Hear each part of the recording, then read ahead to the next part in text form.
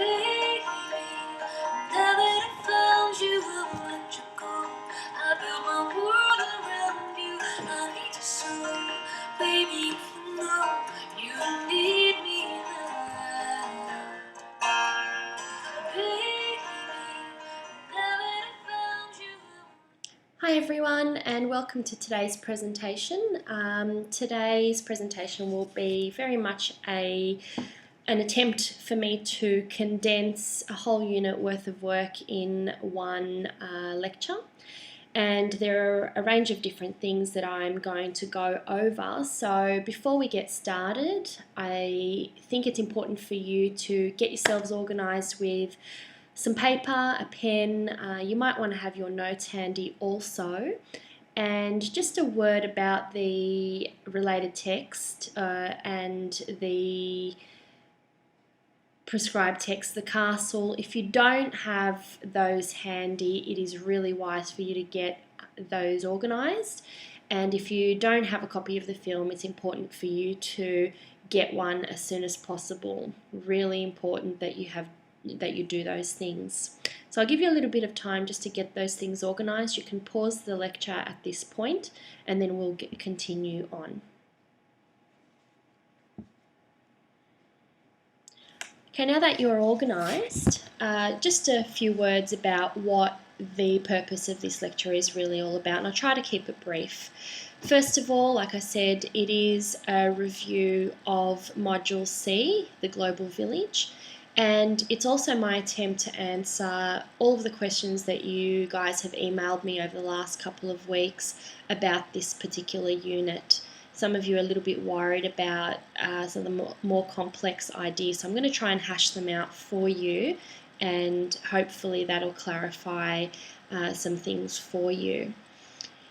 So when you're doing the summary or when you're listening to this lecture, take as many notes as you possibly can. Try to handwrite them because your exam is handwritten, it's not typed, and it's important for you to get that practice underway.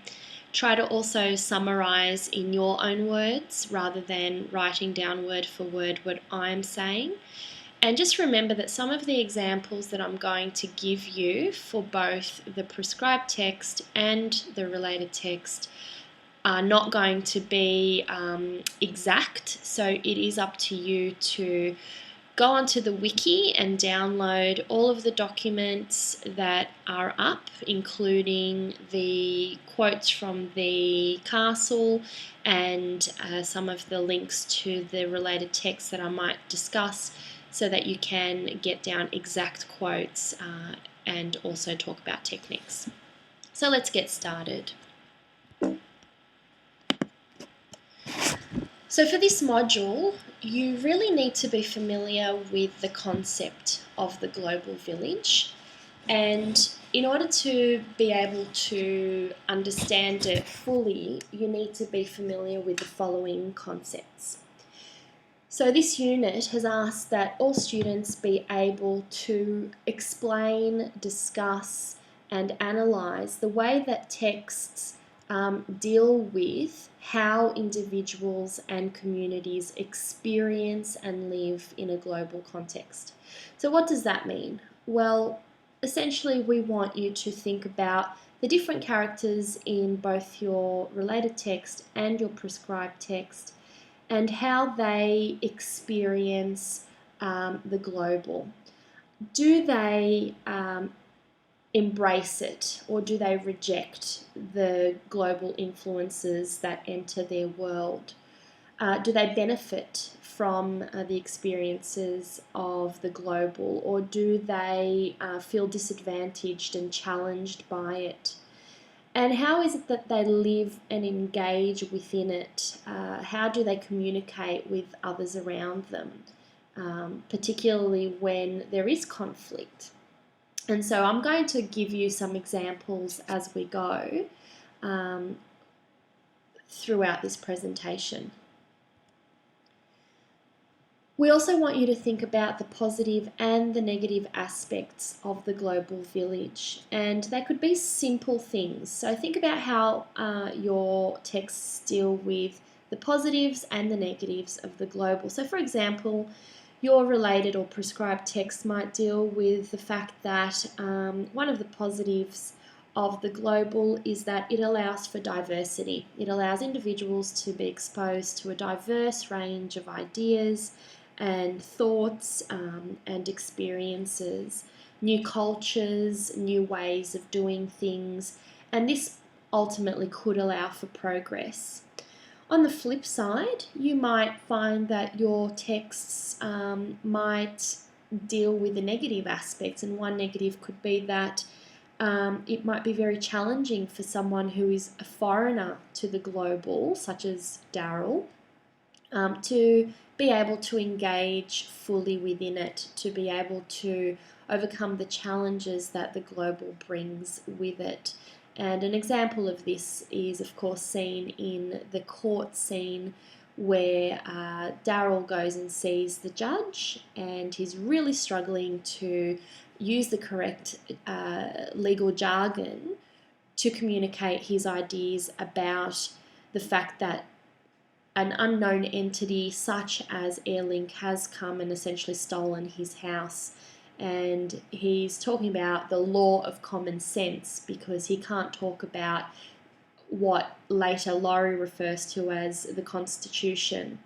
So it's very important for you to think about how your texts deal with the positives and the negatives.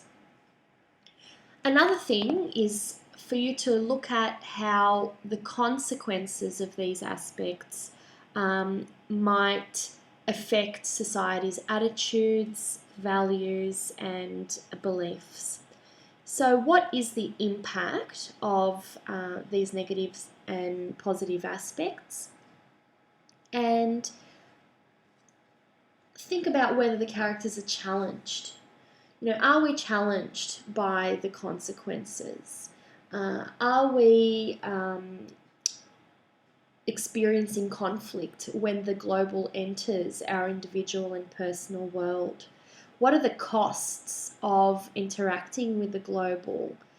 What is lost as a result of becoming globalized when individuals engage and become embedded within a very different way of operating?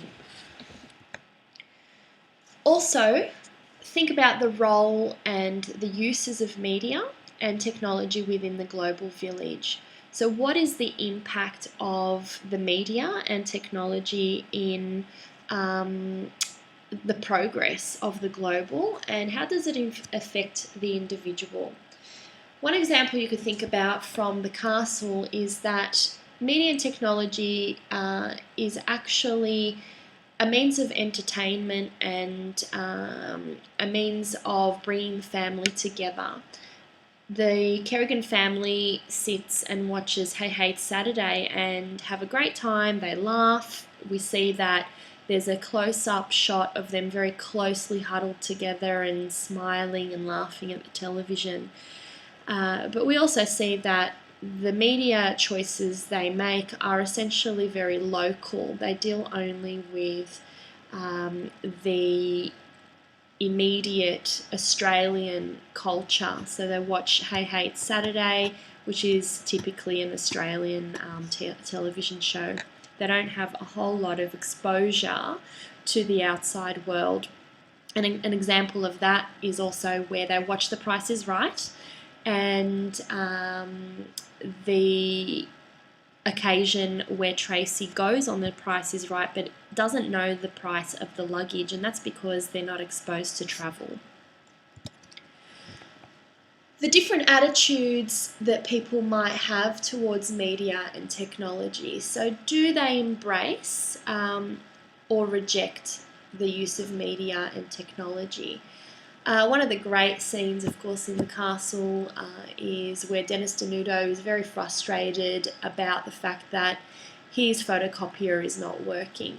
And here we see someone who has some entry into the global but doesn't quite know how to function to his best within it. That's probably not the best example of how, the attitudes of media and technology, but we certainly know that by the end of the film, the family winning and being exposed to the rest of the world via television broadcast actually allows Dennis Denuto to progress within the legal world. And as we see at the very end, he gets out of his flash new car, and there's a close-up on a plaque on the wall that says, "As seen on TV, Dennis Denuto." So his newfound success really came from the fact that he had media exposure. So that's just a few little examples that you might want to think about. This unit also expects the student to understand how texts deal with this idea of the shrinking world. The world is indeed becoming smaller, and there are benefits and disadvantages to this. Some of the benefits that we've explored in class include things like technology, bringing a great deal of wealth of information and education to those who might otherwise not have access to that. So certainly we see that that might be a positive. We might also talk about efficiency and how the world becoming smaller has allowed individuals to trade outside of their immediate vicinity, that they are able to communicate more easily and beyond certain limitations. That these days the economy and transport and the ease of which we can access those has certainly benefited the wider community. But, I mean, on the flip side, you might want to think about that sometimes it does come at a cost. We also have discussed the fact that the global, or the world has become more of a shared experience. And certainly this might be seen as a positive. An example of a shared experience being a benefit is seen in the castle where Tracy and Con go overseas for their honeymoon, and they experience a whole new culture, and Tracy's extremely excited about telling her family about the culture, and she says that overseas the culture the world is full of culture. It's chockers, she says, and that's why she would like to see it. And she brings with her some of her personal experiences in the form of little trinkets, little gifts that she gives. So, for example, the samurai sword and the elephant with its trunk up, which brings good luck. So these new shared experiences, these newly gained experiences for them have allowed the family to be introduced to new ideas and new experiences on a cultural level. The other example of a cultural sense of shared experiences is seen when the Kerrigan family is celebrating Tracy and Con's wedding, and of course Mr. Kerrigan uses Greek language or Greek dialogue to express his welcoming of a more diverse community. He's very welcoming of multiculturalism, and he says Kalispera, to engage with that more diverse multicultural community. We might argue, however, that shared experiences may be a negative, and it might lead to a more homogenous society where everybody becomes blended and becomes much the same. So we tend to lose our cultural uniqueness when we travel and when we experience new things, because we adopt them and adapt them into our lives, our personal lives. And that comes, of course, at the cost of our own traditions, values, etc.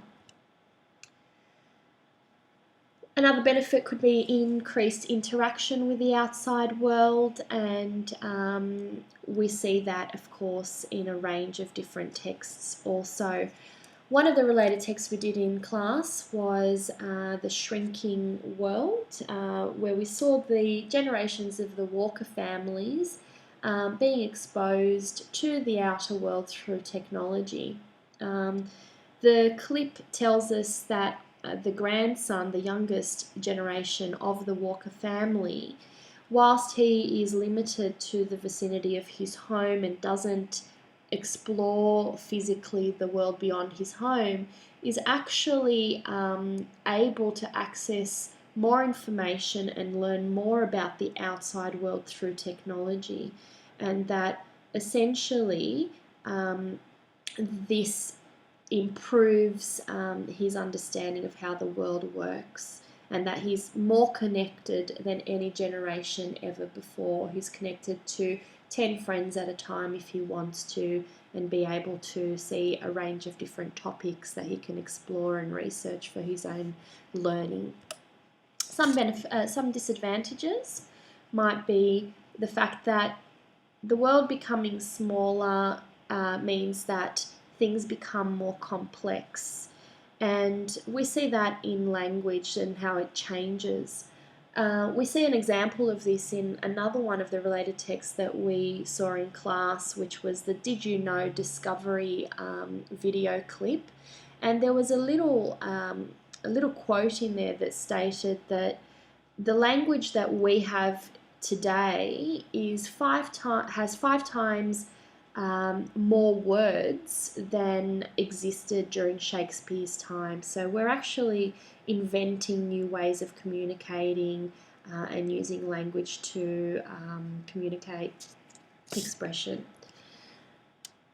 I've already talked about a loss of identity, which might come with a homogenous society, but again, that's one of the possible disadvantages.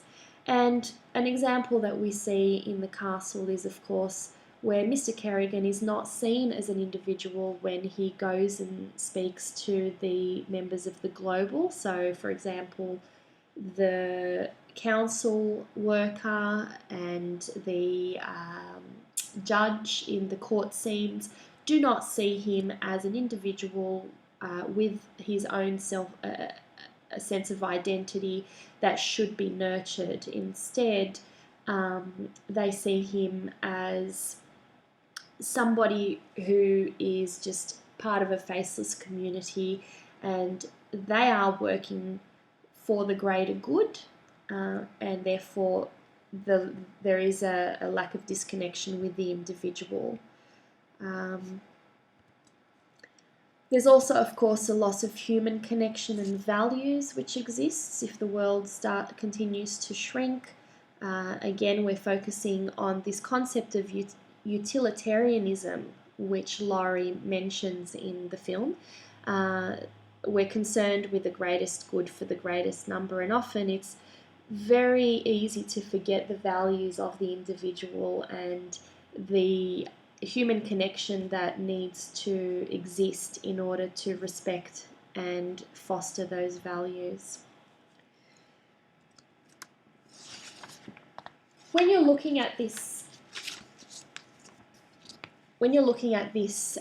unit, you need to think about the fact that the world is changing, and you need to be familiar with both the global and the local contexts that we've explored. So let's have a look at the 3 different elements that make up both of these worlds. We're going to take a look at the fact that identity within the global and the village, or rather the local, is very different. We're also going to take a look at the different values and beliefs, and of course the experience of the individual and the global. So in a nutshell, we know that there's a very, very clear difference between the global identity and the village identity. We know that the global certainly has a very corporate and complex hierarchy that makes up its identity, whereas the village is seen as small and simplistic and quite traditional in its ways.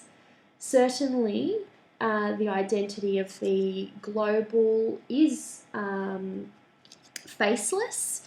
Often we don't speak to a person, but rather a group or a corporation.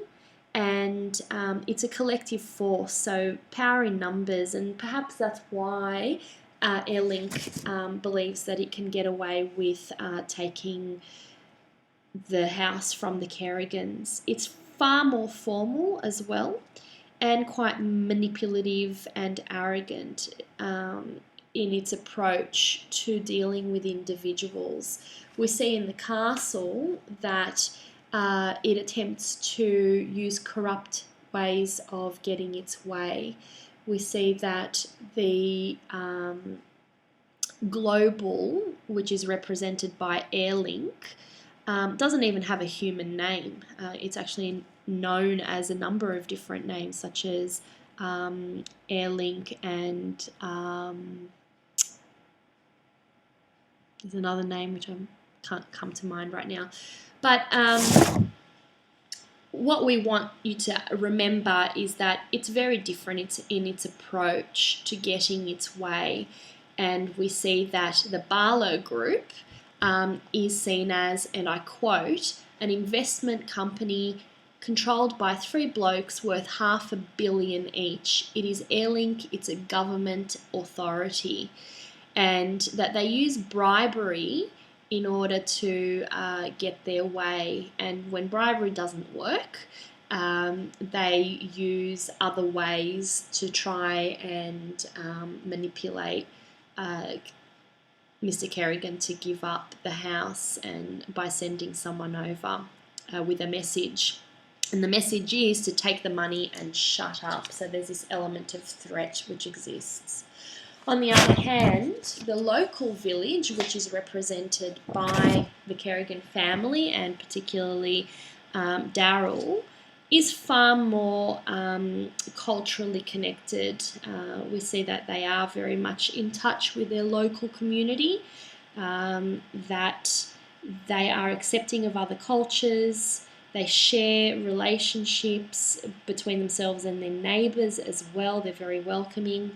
And they contribute on a small scale to the global village. So both forces are quite interconnected. So that leads into the values and beliefs of both of the sides. The complexity of both the values and beliefs are different. The global is very complex. And sometimes difficult for an individual to understand. You must be living within it be quite embedded within it in order to understand its complexity. And an example of that is Laurie, who was a QC and who lived the law. He essentially understands it really well, and therefore can work within it and succeed within it. The morals and ethics are also very different. I talked about utilitarianism before, and we noticed that the global is very much concerned with the group mentality and the community. So what's best for the greater community rather than what's best for the individual. And so in terms of morals, we see that they will do what they can to get their way, and that includes threatening and so on. They also use money to get their way, so that's one of the things that they value. They value progression and moving forward economically. So corruption is rampant and so on. Both of these are quite conflicting, of course. Whilst the global deals with using money to get their way, we notice that the individual does not. And Mrs. Kerrigan says that it's the principle that she fell in, that of not taking the money. It's not about the money, it's about the memories.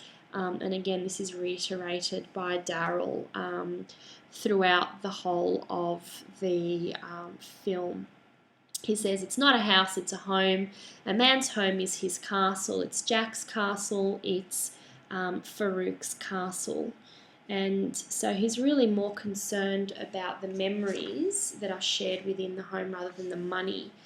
Laurie reiterates this at the end where he says, "They are judging the place by what it looks like. It's not a house, it's a home.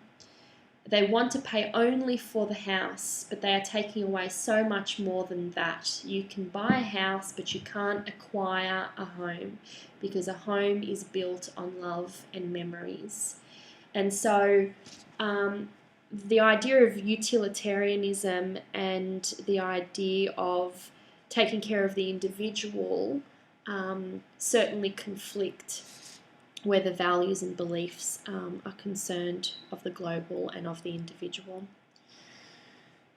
The experience of both deal with engaging and control. So both wants control of the home in this particular case, and they engage within their own terms. So that does lead to conflict, as we know. The experience of the individual, of course, in order to overcome the global, is that they have to change. We see that with Daryl Kerrigan, where he starts to adopt some of the legal jargon to try and communicate his ideas. So he uses cliches such as "I rest my case" in order to try and engage with the global when he's in the courtroom. The other thing is that we see his costume starts to change. By the end of the film, he's wearing a suit and tie to court, whereas at the very beginning, he does not. He wears a leather jacket with a tie, but also flannelette top, and that certainly symbolises his individual identity. The experience of the world being globalized is that there are certain obstacles for individuals, and of course the film deals with these particular obstacles. In particular, he deals with the fact that people can just come in and take what's his, and that there is nothing that he can do about it. And of course, his neighbours share the same problem. Jack says, and I quote, "This is the only place I can afford. I don't want to move." And of course, this demonstrates the lack of strength that an individual might have when they are engaged with the global.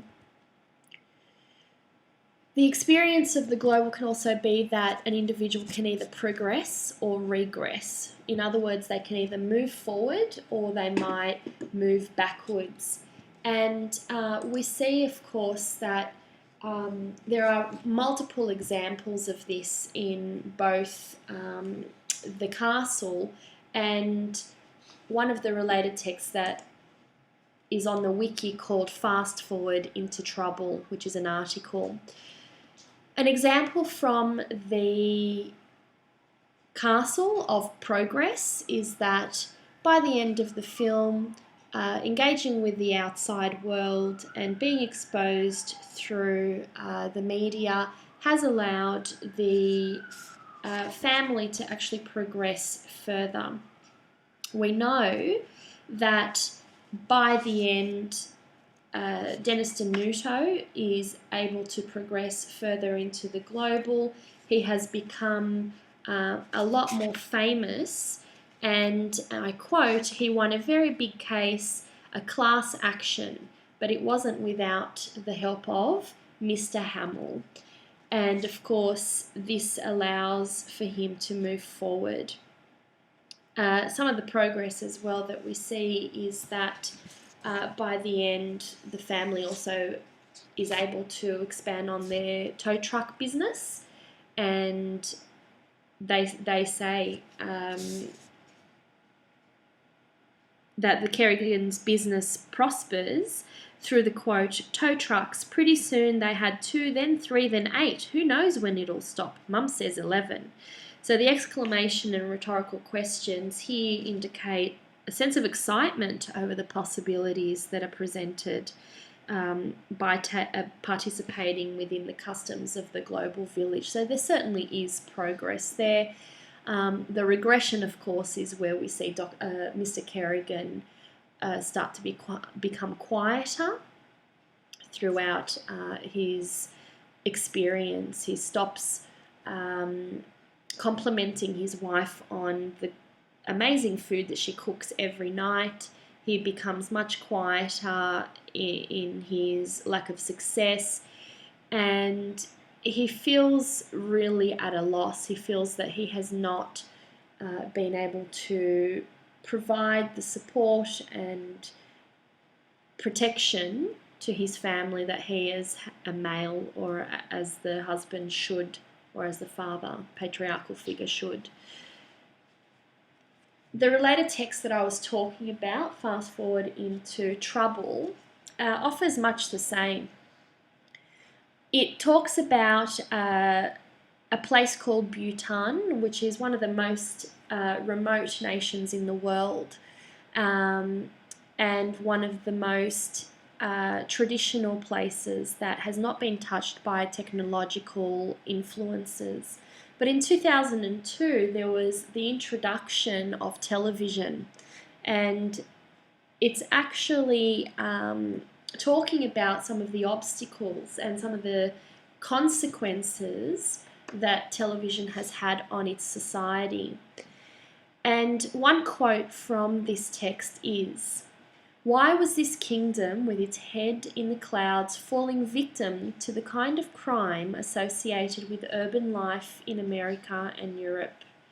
For the Bhutanese, the only explanation seemed to be 5 large satellite dishes planted in a vegetable patch, ringed by sugar pink cosmos flowers on the outskirts of Thimphu." So what we see is that there is a regression for the society in this example.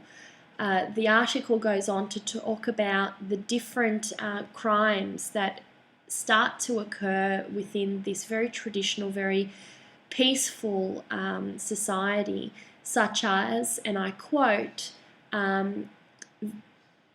people reporting many towns and villages being defrauded, being involved in violence, and even murder. So quite serious repercussions for engaging with global influences, and in this particular case, it's television, or the introduction of foreign television shows. And lastly, the fact that the experience of engaging with the global can certainly lead to people being homogenized, or rather losing their sense of identity and becoming blended, as I've mentioned before, becoming lost in the identity of the global. And we might be able to connect that with a sense of yearning for belonging, where people do tend to adapt and adopt new ways of being, ways of thinking, so that they can meet the mainstream. So it becomes a standardized community where everyone seems the same. Now, we've talked a lot about the global, and we've talked a lot about the village, so to speak, but when we talk about this particular concept, you must remember that you are talking, or you're discussing how the individual deals with the global context. And so in terms of this particular unit, you do need to think about how your texts investigate how and in what ways living in a global village may influence the ways that we communicate, engage, and interact with each other. When you are considering this, of course, for your exam, you must talk about the ways this happens in both your prescribed text, which is the castle, and your other related text, whatever that may be. Remember that when you're preparing your notes, you must consider the aspects of the global which I have just gone over. So how does each text deal with each of those aspects? What examples can you find? What quotes? And of course, how does language shape your understanding of those particular perspectives? So you need to really come up with a range of different examples and a range of different techniques that shape your understanding. One word about the castle. It's really easy to fall into the trap of just using dialogue as a form of analysis, but it is a film, so you must and should ensure that you've got a range of different techniques in there. So that means film techniques, sound, movement, costume, makeup, camera angles, and so on and so forth, not just dialogue. And remember that dialogue is too generalized a technique, so to speak. You really need to be specific when you talk about dialogue. It needs to be referring to what techniques are used in dialogue to demonstrate a particular element. And the same thing goes for the other related text. So let's have a look at the individual a little bit more closely and how an individual may deal with the local and the global. So we've talked about how and in what ways the individual lives within a global and the influence that that has. And these are some key ideas you might want to consider. So what is the individual's experience and exposure to the global like?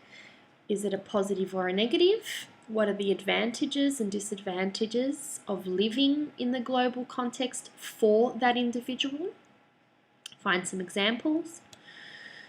And what are the values, beliefs, or attitudes of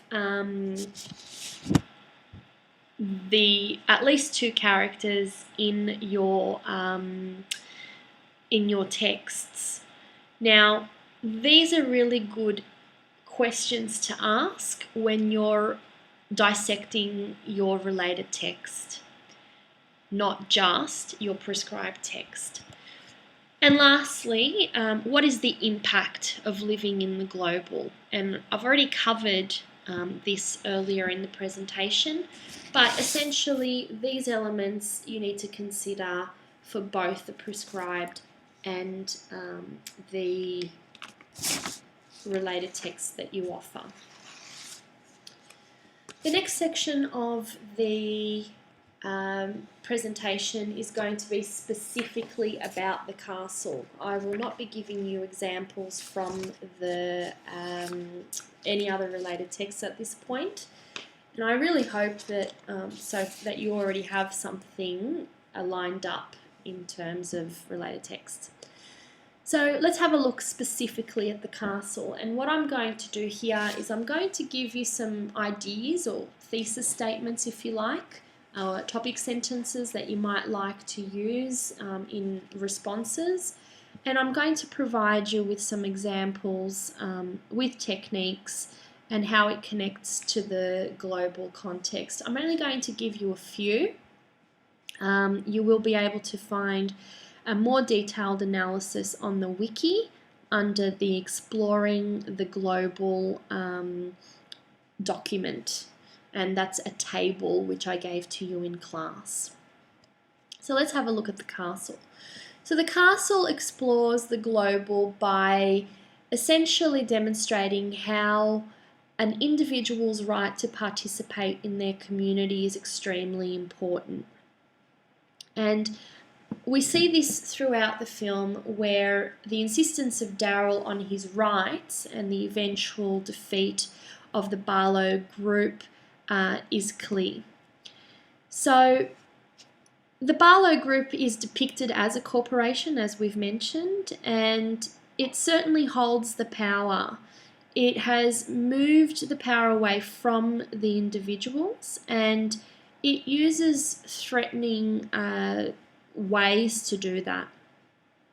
Daryl and his family essentially represent the opposite. They represent the smaller community within their own street. And this asserts not only the right of the individual to participate in his own community, but also his desire to stay outside of the larger corporate world. The use of dialogue in the interactions between the global forces and Daryl is certainly quite patronising and forceful. We notice that there's very limited sympathy for Daryl when he goes and speaks to the councilwoman.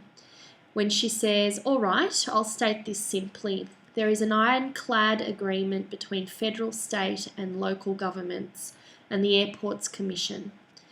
And so this sense of lack of sympathy and her legal jargon represents how there is a situation that suggests that there are no other options for Daryl, particularly with the metaphor ironclad.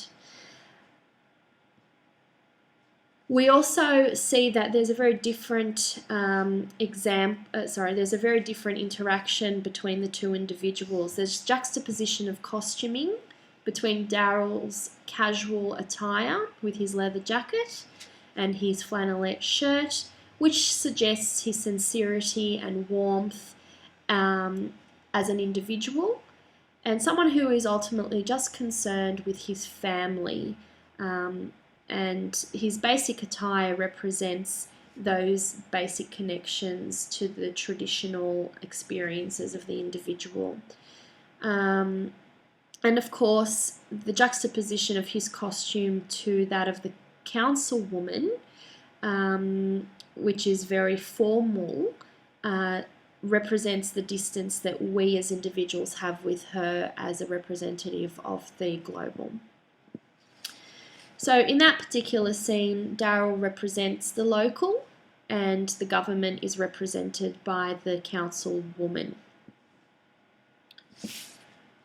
The next example I'm going to talk about is family cohesion and how the castle deals with the fact that there is a real need for family unity and support of the individual in order to build his sense of self-worth and to maintain his interpersonal connection. So what does that really mean? Well, what we see is that the family is a cohesive structure, that they do everything together. They're often shown to be very close together. And we talked about in class the metaphorical representation of mum and dad's roles as being the bones of the family and the backbone of the family. So those metaphors being used to represent how important those individuals are within and maintaining cohesion within the family. And of course, the voiceover comment reinforces Daryl's individuality of building self-worth for his family when the narrator says, "Dad had a special way of making everyone feel special." And we notice later that he's really excited when Dale dug a hole.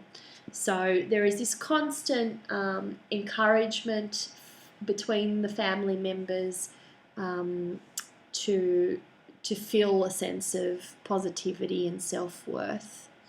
We also see that where the family members say to Daryl, "Good on you, Dad, you stood up to them." And that really represents that the family supports the way that he's dealing with the global. There's also an example where Farouk as a neighbour, also supports the individual and builds a sense of self-worth for Daryl, where he actually says, "Mr. Kerrigan, you do a good job," even though he has failed in his attempt to win in the court. So what we notice is that when this cohesion is broken, it's done so after the defeat of Daryl in the courts. We notice that the global forces have essentially affected the way that Daryl functions within his family. And I've already mentioned before that he does become quieter, he doesn't compliment his family as much, and seems quite withdrawn, and therefore it worries the rest of the family.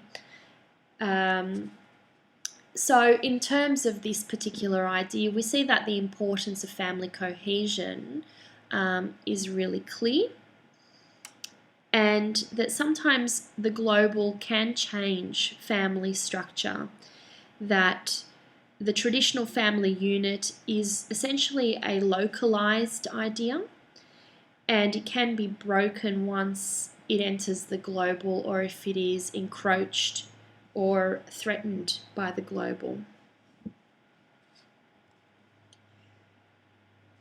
We also see that the castle deals with connections between people and their environment. So that refers to the land, place, and to other people. We notice that the global certainly threatens this connection to their environment. And at one point in the text, Daryl Kerrigan actually says, "Now I know how the Aborigines felt." And he really empathizes with the fact that the government has, in the past and continuously, attempts to take people's land or homes without their say. And he talks about the importance of the house and his connectedness to the house as being symbolic, a place that represents the unity of the family and the cohesion of the family, and the fact that it provides them with a sense of security. And it's not so much about the house, it's more about the fact that it's a home. And he uses the analogy, and I quote, "This house is like their land. It holds their memories. The land is their stories. The country's got to stop stealing other people's land." And the tone of despair that Mr. Kerrigan uses here really demonstrates his emotional connectedness to his house. Daryl starts to understand that the global controls his world beyond his own personal control, and it's really important for him to make that point. In this case, Rob Sitch, the director, is actually attempting to communicate the fact that everyone needs to have a sense of place and understand that others also have this sense of place. But when the global is a part of this, it can come under threat, can be threatened. Another idea that the castle deals with is the egalitarian society, the fact that diversity is valued and it adds depth to social dimension. The characters themselves within the local context do represent a diverse mixture of cultures. We see Con, who is Greek. We see Farouk, who is Middle Eastern, from Beirut. We see Yvonne, who's clearly Australian, Jack and the Kerrigan. So there is a mixture of different races within this community, and we see that this diversity is valued by the individual. I've mentioned before the example of Mr. Kerrigan speaking Greek within the wedding, and that demonstrates his acceptance and promotion of an egalitarian society by trying to demonstrate a common interest and common language between himself and his new in-laws, and also trying to promote this universal experience of friendship and loyalty, which expands beyond the local, that it can, in this day and age, be a more global experience, that we are friends with people beyond our immediate vicinity. So the global in this case actually promotes an ability to come together, but on the flip side, it can also promote class differences by creating economic barriers. And the local within this film actually promotes a sense of equality and egalitarianism, so they are quite accepting of everybody. And it provides us an insight into how the situation within and between communities can be based on friendship and comfort that can allow people to progress. The next idea I'd like to talk about is the fact that the castle asserts the fundamental ideal roles of government and laws, which is to serve the communities that they represent. In other words, we understand that the government worries more about the many rather than the individual. And that's where the conflict really comes into play here in the film. So Laurie argues in court that the emphasis of the phrase in the Constitution on just terms doesn't seem to apply in this case, that the government has forgotten about the individual when it comes to thinking about what's best for the community, and that comes at a big cost to the family, in particular the loss of their house and of their memories.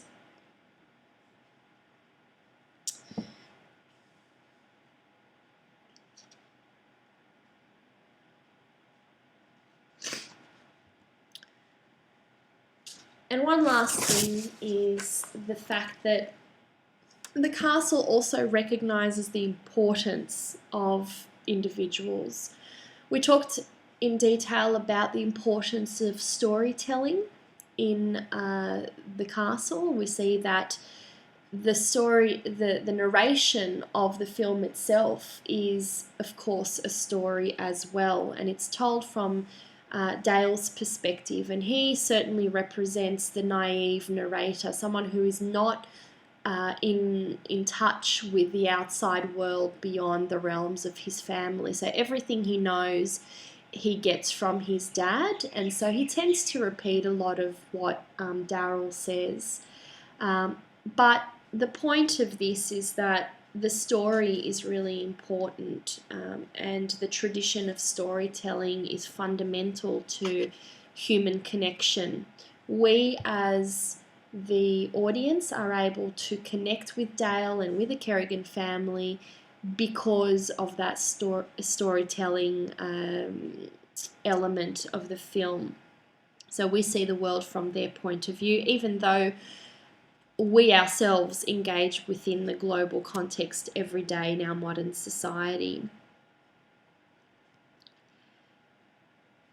So you can talk about voiceovers throughout the film if you're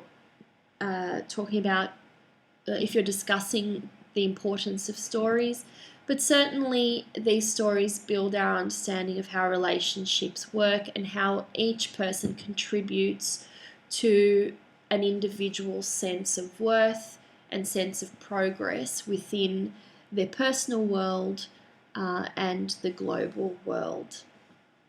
An example of that is Laurie offering his services for free to the Kerrigans and allowing them and contributing to that family sense of well-being by representing them in the court.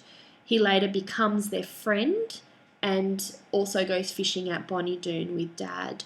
At the end of the film, we see a collage of photographs in the pool room of Laurie and of Mr. Kerrigan fishing, and we see that he has become a really integral part of the family as a friend. So these are some of the ideas that you might like to think about in terms of the castle. And these are really sort of thesis statements that you may like to explore in light of your related texts as well. We really need to talk about the exam. I know that there's a lot for you to think about, but the exam essentially is going to be an opportunity for you to be able to show us what you have come to understand about the concept of the global village.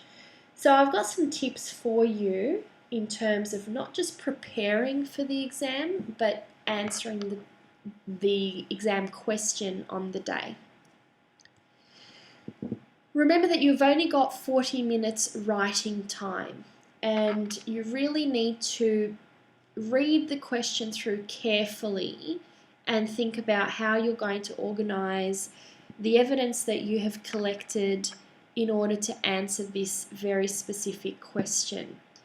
It's fine if you've organised a generic response, but remember that you'll only get so far with a generic response. You must be able to adapt that response and those examples and those topic sentences to suit the question given on the day. If you do not answer the given question, you really risk being penalised quite heavily. So when you're looking at the question, the first thing to do is to underline the key words. So look at which words you really need to consider when you're answering or when you're thinking about the text. And make sure that you use those words or synonyms of those words throughout your response. Also think about how you'll approach the question. Are you going to thematically organise it? Remember that you do have to integrate your response. Remember that each paragraph needs to really consider different elements of the question and different aspects of the global. So you have to consider what examples you want to use and what examples you might have to give up. On the concept of examples, you need to really choose strong textual examples that are definitely going to fit the purpose of giving a strong argument. It's not enough to give flimsy examples that just show a technique. That technique actually has to demonstrate some form of meaning that you have gained. When you are talking about the texts, you do have to attempt to use a range of techniques. If you demonstrate that you can understand how different types of techniques function to create meaning, you are going to set yourself up for a better response rather than those of you who might just refer to the same techniques over and over again. And of course, integration is really important. You need to consider how both of the texts deal with the key elements of the question. So if the question is about advantages of living in the global and disadvantages, consider how both of your texts deal with that. What insights do both of the texts give? And balance. Some of you really struggled with knowing how much to write. I've marked some extended responses and given you feedback, and some of you are writing 1,500 words. You've got so much content, but there's no way in 40 minutes that you're going to be able to write that much.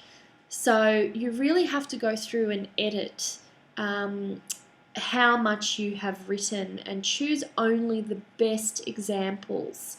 It is important to have a number of examples for each idea, but sometimes you really need to choose really strong ones, and that will often be more effective than having multiple examples. On the flip side, I don't want you to just give me strong examples but only write 2 pages, because obviously you need to have a balance between quantity and quality, and that takes practice. So keep sending those practice essays through, keep editing your work, and keep thinking about which are the best examples to use for each of your ideas. And of course, lastly, answer the question. I can't push that enough, I can't stress it enough. If you do not answer the question that is given to you on the day, it will be to your detriment. Okay, and I'm going to make this really quick, but when you think about your response, here is an example of how you might like to structure your response.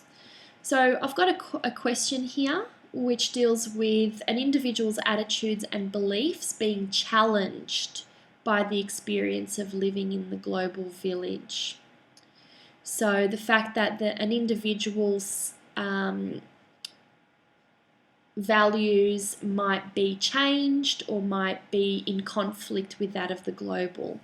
And of course, you need to think about how you're going to introduce your response to suit the question. And on the screen you'll see that the first sentence, the topic sentence of your introduction, simply restates the question by reshaping it in light of what you're going to be talking about. So if you read through that carefully, you'll notice that it uses much of the same terminology as the question does. But then the next sentence in the blue there allows you to expand on that initial introductory topic sentence. So it gives you a sense of what your thesis is going to be, what's the cause and effect of living within the global context. And of course, the last sentence there includes the names or the titles and the names of the authors or composers of the text you will discuss. This is extremely important. Okay, so you will find an example of a sample response for the global village on the wiki, as I have mentioned in class. I hope that this has answered some of your questions. I really, really wish you the very best of luck, and know that you will be trying hard and doing the best that you can, and really that's all I can ask from you. Do your research, edit your work, prepare your quotes, know your techniques, and just know that if you've done your very best, we can only be proud of you.